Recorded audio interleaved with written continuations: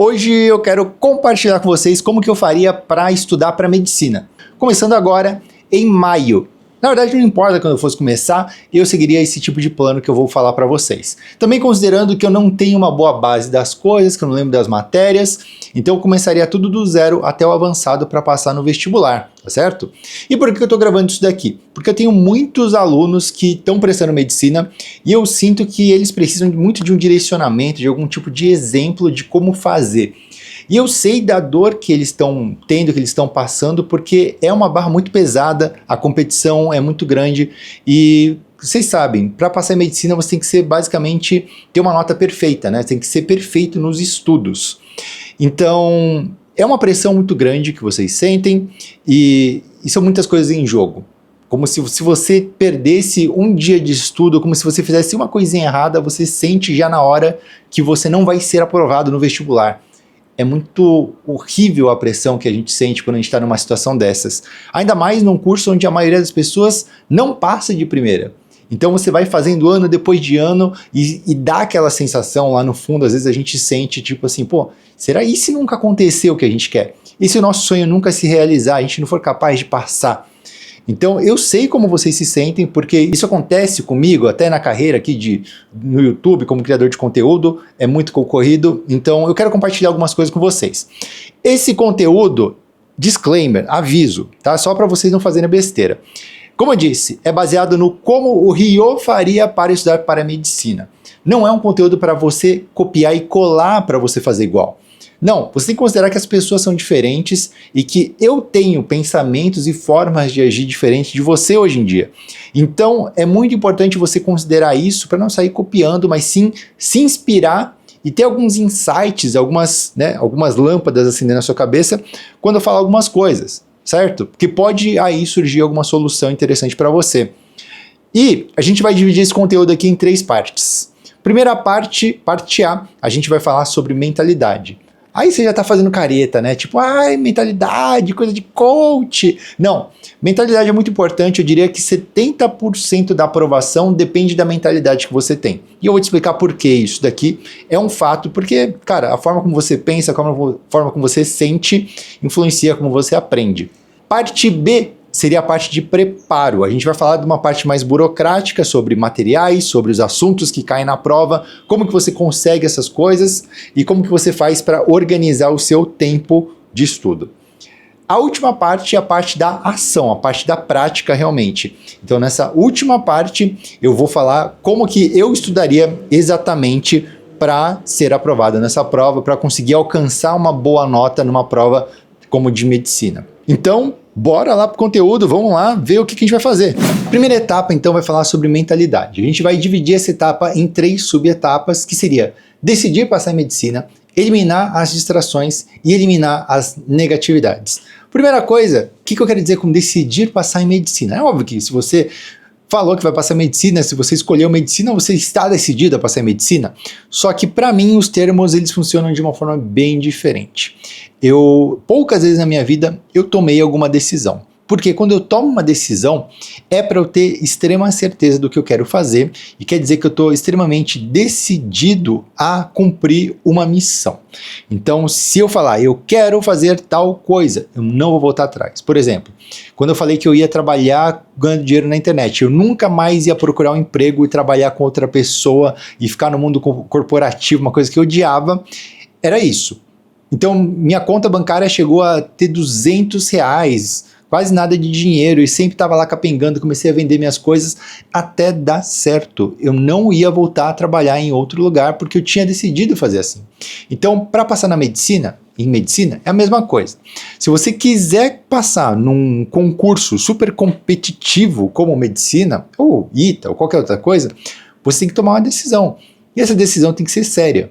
Para você encarar isso com sangue nos olhos, para você não fraquejar no meio do caminho, para você não pestanejar, você tem que ter o fire in the belly, né? Fogo na barriga para fazer as coisas, né?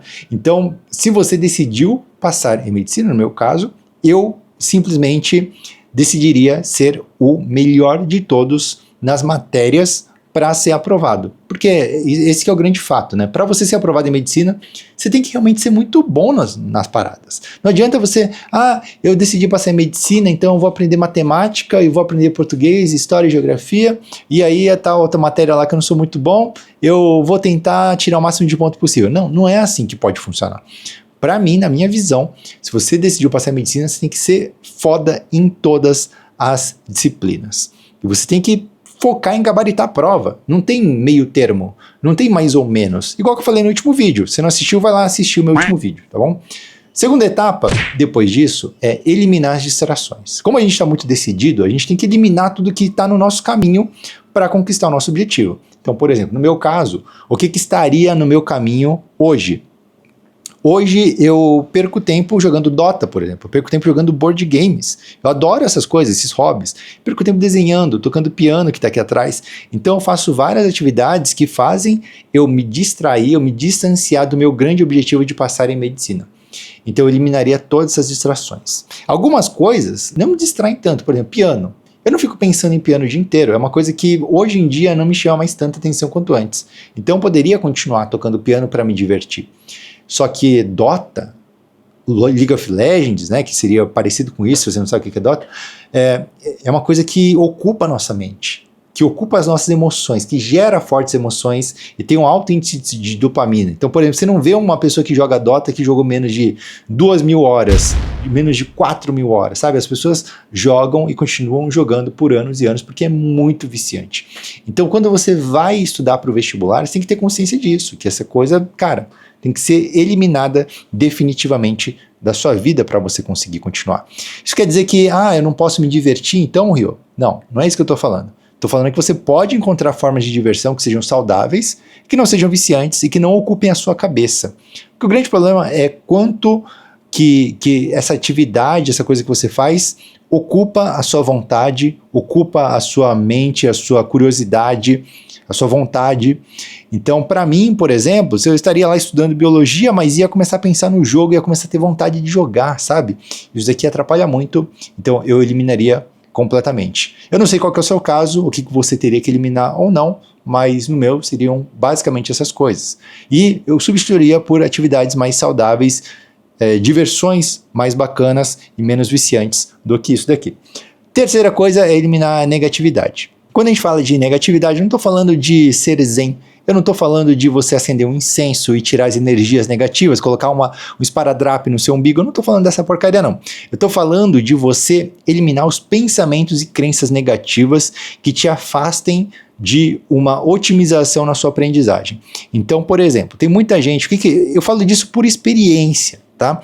Com muitos estudantes. As pessoas não aprendem porque elas têm uma mente negativa. Porque elas veem um problema pequeno, sabe aquela imagem de um dinossaurinho, de um monstrinho, que tem uma sombra enorme projetada atrás? É assim que os estudantes fazem. Eles olham o vestibular, as matérias de vestibular, e eles falam, nossa, isso aqui é muito difícil, isso aqui é impossível, isso aqui é complicado, eu não consigo, isso é chato, isso é inútil, mas você está aumentando o problema que você está tendo. Por quê? Porque a sua mente é negativa.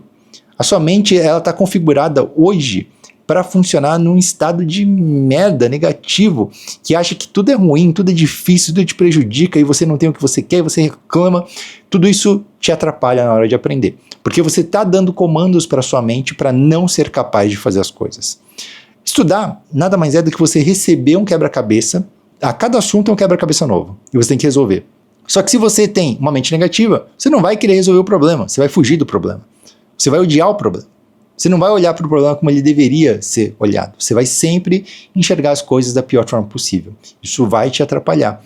Então o que eu faria? Eu pegaria um livro, um caderno, um bloco de anotações e eu começaria a reparar nas formas erradas que eu penso. Eu começaria a trabalhar uma por uma para transformar elas em alguma versão melhorada. Certo? Isso, eu acho que já tem um vídeo falando sobre isso, você também pode acompanhar. Eu vou colocar tudo na descrição aqui. Tudo que eu estou falando eu já falei aqui no canal, só que em vídeos separados, mais aprofundados, eu vou deixar tudo na descrição para vocês. Segunda etapa, preparo. Então, no prepara, a gente vai fazer o seguinte, que merda que eu fiz agora, a gente vai baixar a lista de assuntos que caem na prova que você vai fazer. Então, se você for fazer a FUVEST, tem um manual do estudante, que é o chamado de edital da prova. Então, no edital, tem todos os assuntos que são cobrados na prova. Se você quiser passar em medicina, se você quiser gabaritar a prova, você tem que manjar todos os assuntos que estão lá. Nunca cai um assunto que não está naquela folha, naquela listagem, certo? Então, se você dominar todos aqueles assuntos, você está garantindo a sua aprovação. Para o Enem, eles chamam a matéria de referência, e outra coisa que a gente pode fazer também é pegar as provas antigas e garantir que a gente seja capaz de responder 100% da prova. Se você pegar uma prova, não que você precise responder ela 100%, né?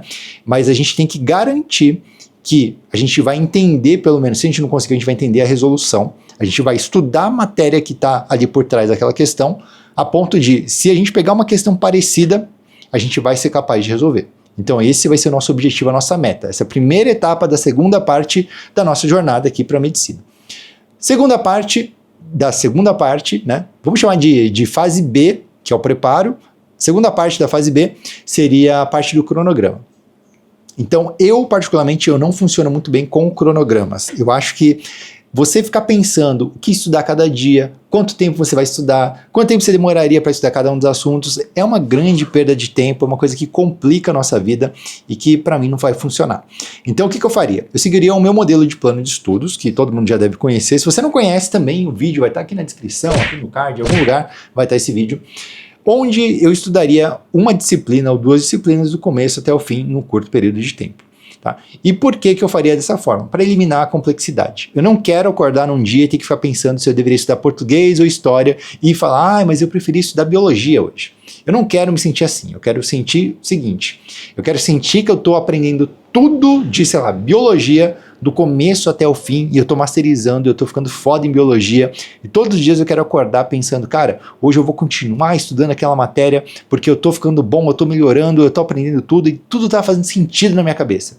Eu quero pensar dessa forma, entende? Eu quero ter foco completo, mas isso é particular meu, por quê? Porque geralmente eu tenho hiperfoco. Por exemplo, ontem eu estava vendo como trocar as tomadas aqui de casa, e eu comecei a estudar elétrica, então eu estava vendo o canal de eletricista e eu fiquei horas estudando aquilo. Eu comprei a porcaria de uma chave aqui, ó, de cramping, sei lá qual é o nome disso daqui. Eu sempre esqueço o nome dessa chave, mas ela funciona por umas frescurinhas que nem são necessárias. Eu acabei comprando, de tão empolgado que eu fiquei com o negócio. Então eu sou muito assim, e para mim funciona dessa forma. Para você eu não sei, tá? Terceira parte é definir o quê? Um desafio em cima dos estudos. Porque uma coisa é você só estudar, você falar, eu tenho que aprender matemática, eu tenho que ficar muito bom, legal. Eu funciono por empolgação. Então, se eu pegar um desafio, um negócio desafiante, eu me empolgo mais ainda. O que seria desafiante para mim em termos de estudo? Eu tentar aprender no mínimo tempo possível. Isso para mim é a coisa mais desafiante. Então, eu vou pegar as matérias e ao invés de tentar aprender, segundo o meu plano de estudos, demoraria 1 mês para aprender as coisas. Eu vou diminuir essa meta. Vou diminuir para 1 semana, por exemplo. 1 semana ou 2 semanas. 1 semana seria o ideal, 2 semanas seria meio que, tá bom, tá? Acima disso daqui seria ok, mas 1 semana seria a grande meta. Então imagina você aprender tudo de biologia, de física, de química, sei lá, em 1 semana. É insano, né? Então, por isso mesmo que eu me empolgo, porque eu acho que, se eu conseguir fazer isso daqui em 1 semana, vai ser épico, vai ser da hora e eu vou me empolgar. Só que para a gente conseguir fazer as coisas em 1 semana, a gente tem que quebrar um limitador que está impedindo a gente de fazer isso, que é o limitador de horas por dia. Então muita gente vai ficar pensando, quantas horas por dia eu tenho que estudar? O Ryo não pensa assim. O Ryo pensa que, cara, eu vou utilizar todas as horas disponíveis para fazer o que eu quero. Então, se eu colocar na cabeça que eu quero aprender a tocar piano e eu estiver empolgado, o que eu vou fazer? Eu vou tocar piano o dia inteiro. 12 horas por dia, 16 horas por dia, incansavelmente. Se eu não estiver decidido, eu vou ficar brincando realmente um pouquinho. E isso que eu vejo, às vezes eu vejo a pessoa estudando, para mim a pessoa está estudando 30 minutos, está só brincando. Né? Se eu estiver empolgado realmente em aprender um negócio, eu não vou ter tempo de horas para aprender. E agora eu vou parar de estudar porque agora chegou na hora de eu jogar videogame. Para mim, Ryo, isso não existe. Então quando eu falar, eu vou aprender biologia do começo até o fim em 1 semana, cara, eu vou viver biologia o dia inteiro. Isso não significa também que eu vou estudar sem parar. Esse é um erro que as pessoas têm na cabeça. Isso aqui é loucura. Para funcionar a aprendizagem, tem que entrar em dois modos, focado e difuso, né? Focado e descanso. Então a gente tem que estudar com foco por um tempo e descansar em outro tempo para depois renovar as energias da nossa cabeça e voltar a estudar. Não pode ser direto, tá? Então mesmo que eu estude, sei lá, 12 horas por dia, na verdade não vão ser 12 horas. Vão ser, sei lá, 8 horas e as outras horas vão ser de descanso ali, nos intervalos. Tá? E não tem um tempo também definido. E quanto tempo que eu tenho que estudar em cada intervalo? Quanto tempo é de descanso? Não existe regra para isso. Se você quiser entender como aprender de verdade, você tem que parar de seguir regra. Tem que começar a pensar em o que está funcionando ou não para você, sabe? É a melhor forma de você conseguir fazer o que você quer, tá bom? Então essas aqui seriam as 3 etapas da nossa fase B. E aí a gente entra agora na nossa última fase, fase C, que é a fase da ação. Então, na ação, a gente vai dividir em 5 subetapas, que vai ser visão geral, estudo superficial, prática aprofundada, anotação e organização e, por fim, revisão. Primeira coisa, visão geral é muito importante para você aprender aquilo que você vai aprender. Então, quando eu fui aprender história, eu lembro que, ao invés de sair começando, estudando pela primeira página do livro, eu fiz uma pesquisa e eu pesquisei sobre a história do mundo geral. Então eu aprendi sobre todos os eventos rapidamente, um parágrafo por, sei lá, século, sobre tudo que aconteceu na história da humanidade. Isso me deu um grande entendimento sobre como as coisas se conectavam para chegar desde o início até aqui. Então, por exemplo, eu sei, os povos nômades, eles eram nômades porque eles não tinham desenvolvido a agricultura, então depois eles desenvolveram a agricultura e aí eles conseguiram se estabelecer num lugar para ter alimento e energia, e aí eles começaram a consumir, criar gado e carne, e essa proteína conseguiu ajudar eles a desenvolver mais o cérebro, não sei o que lá. Então eu tenho noção de essa grande história geral que a gente conta bem de forma, sabe, bem geralzona mesmo, sem aprofundamento. Isso me ajuda a entender como que as coisas saíram de lá até aqui. Então isso é muito importante em todas as matérias. Depois de fazer a visão geral, a gente vai fazer o quê? Um estudo superficial. O que é? A gente vai pegar um livro, videoaula eu acho que não é interessante para você estudar rápido, então material escrito, apostila, livro, busca no Google, ChatGPT, são opções para a gente conseguir aprender por leitura mais rápido. E a gente vai pegar os tópicos sempre, né, que forem cair no vestibular, para a gente acompanhar, para a gente conseguir matar esses tópicos. E a gente vai aprender de forma superficial. O que seria superficial? Seria estudar, tentando aprender as coisas que parecem mais importantes e deixando de lado as coisas que parecem menos importantes, porque são específicas demais e, sei lá, que provavelmente não vão ser cobradas. Então a gente vai fazer uma estimativa, um chute. Não tem como saber o que a gente deve ou não estudar, tá? Dito isso, a gente vai para a próxima parte, que é a prática aprofundada. Então, na prática aprofundada, a gente vai aprofundar as coisas que a gente viu de forma superficial no nosso estudo. Então, a gente vai pegar os exercícios e lá a gente vai testar se o que a gente estudou realmente está ok ou não. E se não tiver ok, a gente vai aprofundar nos tópicos que não estão ok. Esse vai ser o nosso objetivo. E depois a gente vai treinar mais, a gente vai fazer, claro, uma prática para a gente aperfeiçoar a nossa execução dos exercícios, para você resolver mais rápido, para você descobrir novas formas de resolver a questão, para você, enfim, pegar aqueles macetes que são necessários numa prova difícil, por exemplo, como uma FUVEST ou um ITA, né? Tô ficando sem voz já. Quarta etapa seria fazer anotações. Não que essas etapas, eu quero que você entenda isso, essas etapas elas são numeradas, mas elas não são feitas para você fazer em ordem. A gente pode mudar a ordem quando a gente quiser também, dependendo da necessidade. Então a anotação ela pode acontecer o tempo todo. Só que por que a anotação é importante para mim? Porque a anotação é uma forma de a gente organizar a nossa mente e as informações que a gente está adquirindo. Quando você não anota, se você só assistir aula ou ler o livro, a informação está muito passiva ainda. Está na forma crua da forma como você leu e decorou. E estudar não é sobre decorar, é sobre entender. Então, quando a gente faz anotação, o objetivo não é anotar para você ler depois. O objetivo é você colocar no papel de forma organizada para você entender a matéria melhor. Isso aqui eu digo em diversos vídeos aqui no canal, mas um vídeo em especial acho que é importante você assistir, que é o rascunho de merda. Vai lá ver o que é o rascunho de merda. Por fim, a gente tem o revisar. Então, obviamente, se você não vê as coisas por muito tempo, você vai começar a esquecer. Então é importante você sempre revisar a matéria para refrescar a memória. 2 formas que eu faria para revisar. Primeiro, revisões mentais, que significa basicamente eu pensar na matéria em todos os tópicos, aqueles tópicos que eu falei para você pegar, baixar, imprimir lá da nossa fase B, tem que estar na sua mente, na ponta da sua língua. Você tem que saber todos os tópicos, saber descrever os tópicos, ensinar os tópicos de cabeça, sem precisar usar nada. Quando você alcançar esse nível, tá ok. Então a gente vai ficar fazendo essa revisão mental até conseguir alcançar esse nível de conseguir lembrar de tudo de cabeça rapidamente. Se você não conseguir revisar, não conseguir lembrar de uma coisa, você vai lá e reestuda, anota, usa o papel para você memorizar melhor. Esse vai ser o nosso processo. Além desse tipo de revisão, a gente vai fazer as provas anteriores do vestibular que você vai prestar. Então, de tempos em tempos, não sei como você vai fazer, mas eu faria o seguinte. Eu acabaria a matemática e eu faria uma prova, por exemplo, de matemática para eu fazer essa revisão e para eu reforçar minha memória. O problema de você estudar e fazer exercício direto é que os exercícios vão ser sempre a matéria que você acabou de estudar. Isso faz com que a questão fique mais fácil. Aumenta a chance de você responder a questão. Agora, quando você faz uma prova inteira com exercícios sortidos, você tem que treinar a sua habilidade também de descobrir qual que é o assunto necessário ou fórmula necessária para você responder aquilo. Então é um ótimo treino para você fazer também.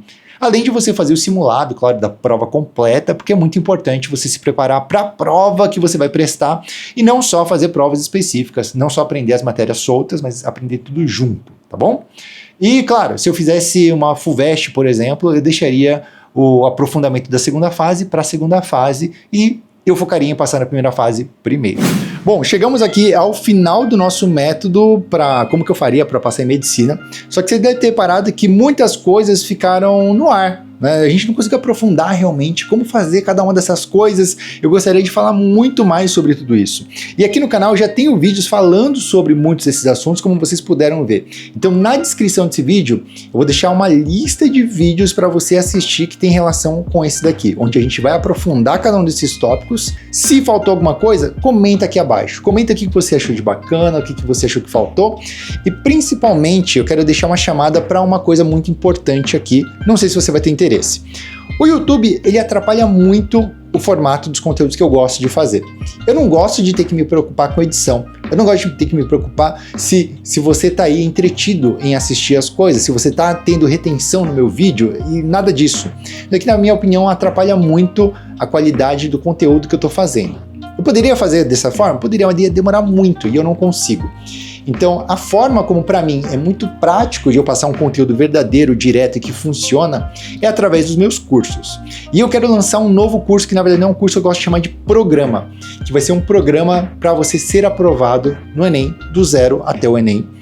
E não é só por que é um programa e não um cursinho? Por que eu não chamo de cursinho? Porque eu não tenho interesse em te passar as matérias. Eu tenho interesse de te dizer como que você faz para dar cada passo no seu estudo, igual que eu fiz hoje. Porque, cara, sinceramente, eu não precisaria, né, ficar te ensinando. Cara, existem diversos cursinhos ótimos para você assinar no mercado. Eu recomendo muito sempre, eu falo da Filade, por exemplo, que é um ótimo cursinho, tem atendimento individual, tem inteligência artificial, tem um monte de recursos para você utilizar. Já existe isso. Não tem por que eu fazer um cursinho para vocês, porque a minha didática é diferente. Eu não vejo mais hoje essa necessidade. O que eu vejo a necessidade é dar um direcionamento de o que você tem que fazer em cada etapa. Passo a passo. Fórmula, de verdade, para você fazer sem um monte de teoria que você não vai saber aplicar, e sim uma questão mais prática para você simplesmente fazer no seu dia a dia e ver que está dando resultado, sabe? É isso que eu quero fazer para vocês. Então esse programa eu estou desenvolvendo ainda. Eu quero saber se vocês têm interesse em conhecer o programa ou participar dele. Só que existe um porém. Qual que é o porém? Que as vagas não vão ser abertas, vão ser bem limitadas, porque eu não quero trabalhar com todo tipo de pessoa.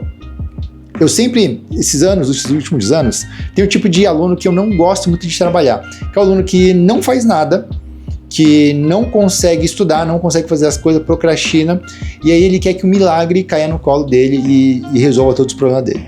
E não é esse o meu papel. Meu papel é trabalhar com quem quer se esforçar, quem quer trabalhar, quem está realmente interessado, certo? Então eu vou fazer uma prova ali de qualificação para os alunos para ver quem que vai trabalhar comigo nesse novo programa, porque o nosso objetivo é aprovar vocês. Não é nada mais do que isso. Eu quero fazer um programa de aprovação, um método que realmente funciona, que quando é aplicado, que vai ser matador, tá bom? Então eu vou deixar na descrição aqui, caso você tenha interesse.